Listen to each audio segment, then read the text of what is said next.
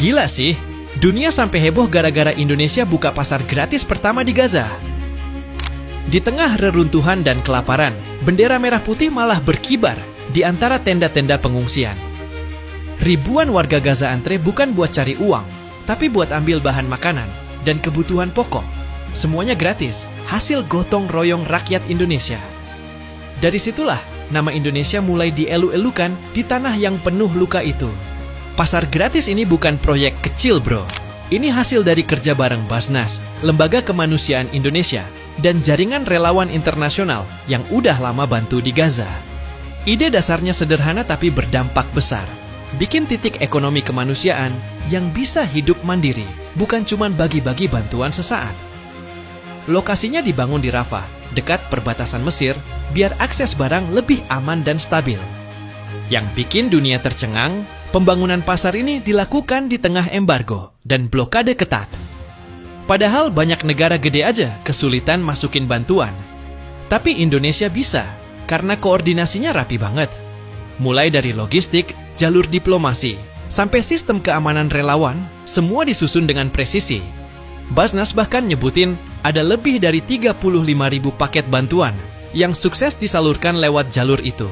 Respons dunia langsung meledak. Media internasional kayak Al Jazeera dan The Guardian nyebut langkah Indonesia ini terobosan kemanusiaan paling berani dari Asia Tenggara. Para relawan dari Eropa dan Timur Tengah pun ikut bantu di lapangan, kerja bareng tim Indonesia karena sistemnya dianggap paling terorganisir. Banyak yang bilang, kalau bukan karena Indonesia, pasar ini nggak bakal bisa berdiri. Bukan cuma soal makanan dan bantuan, tapi filosofi di baliknya yang bikin banyak pihak kagum. Indonesia nggak datang dengan gaya penyelamat, tapi dengan semangat gotong royong. Konsep pasar gratis ini mengajarkan kemandirian, bukan belas kasihan. Masyarakat Gaza bisa memilih kebutuhan mereka sendiri, bukan sekadar nerima apa yang dikasih. Dan di situ, nilai kemanusiaan Indonesia terasa banget. Bantu tanpa pamrih, tapi berkelas di mata dunia. Tanggal 14 Oktober 2025 jadi momen bersejarah. Truk-truk bantuan berlogo Garuda akhirnya menembus perbatasan Rafah dan membuka pasar gratis pertama di Gaza. Di tengah reruntuhan bangunan, tenda besar bertuliskan Pasar Indonesia berdiri tegak. Warga Gaza datang berduyun-duyun bukan untuk menerima sedekah, tapi memilih sendiri kebutuhan pokok mereka. Mulai dari tepung, beras, susu anak, hingga obat-obatan, semuanya gratis. Yang bikin takjub, sistem pasarnya beneran rapi kayak minimarket. Ada barcode, sistem antre, dan distribusi per keluarga biar adil. Tim Basnas bareng relawan dunia kerja siang malam, nyusun rak, ngatur stok, dan jaga keamanan dari ancaman konflik di sekitar. Media internasional langsung ramai liput. Reuters bahkan menyebut, pasar gratis ini jadi simbol baru solidaritas Asia untuk Palestina. Di hari pembukaan, relawan dari lebih 20 negara ikut bantu. Ada dokter dari Turki, sukarelawan dari Jerman, dan aktivis kemanusiaan dari Mesir yang rela nginep di pos Indonesia. Mereka kagum karena semua proses berjalan disiplin tanpa rebutan. Bahkan, warga lokal sampai bikin mural kecil bertuliskan, "Terima kasih Indonesia, kalian hadir tanpa syarat." Itu bukan sekadar pujian, tapi pengakuan. Tak lama setelah pasar beroperasi, langkah Indonesia langsung memicu gelombang bantuan tambahan dari berbagai lembaga dunia.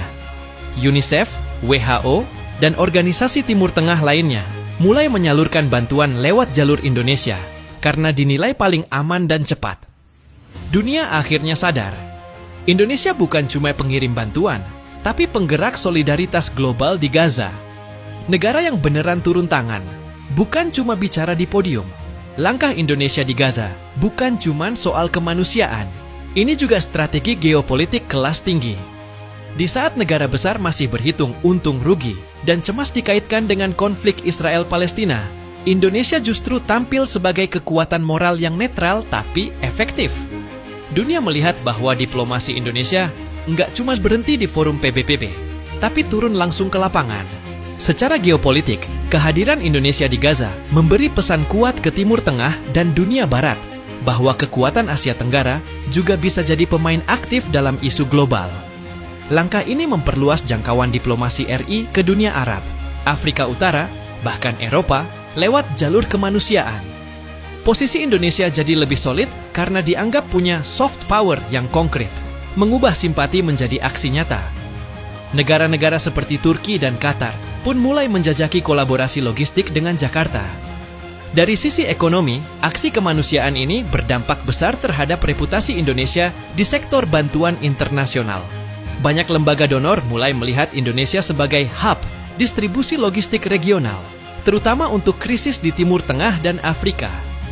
Artinya, ke depan Indonesia bisa mengelola lebih banyak dana kemanusiaan internasional, sekaligus memperluas sektor industri bantuan dan supply chain nasional, mulai dari logistik, manufaktur kemasan, hingga transportasi udara.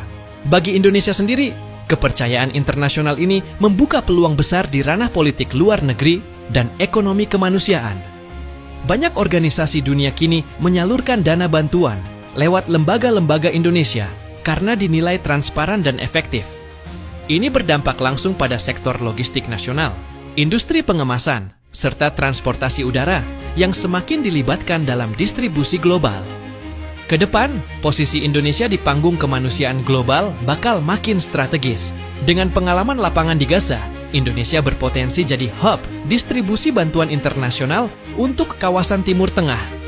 Banyak lembaga global seperti WHO dan UNHCR mulai menjajaki kerja sama jangka panjang dengan lembaga kemanusiaan Indonesia. Kalau langkah ini konsisten, Indonesia bisa jadi negara Asia Tenggara pertama yang punya peran permanen dalam sistem kemanusiaan global. Dari sisi ekonomi, keberhasilan operasi bantuan di Gaza juga membuka peluang baru bagi sektor logistik dan filantropi nasional.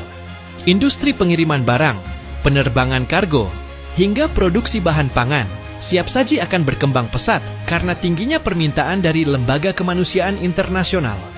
Ini bisa menciptakan ribuan lapangan kerja baru dan memperkuat ekonomi domestik berbasis solidaritas. Jadi, kalau lo bangga jadi bagian dari Indonesia yang benar-benar hadir untuk kemanusiaan, jangan cuma diam. Sebarkan cerita ini, dukung gerakannya, dan tunjukkan ke dunia bahwa Indonesia bukan cuma negara besar di peta, tapi juga besar di hati. Karena di tengah dunia yang makin dingin, Indonesia adalah kehangatan yang masih nyata.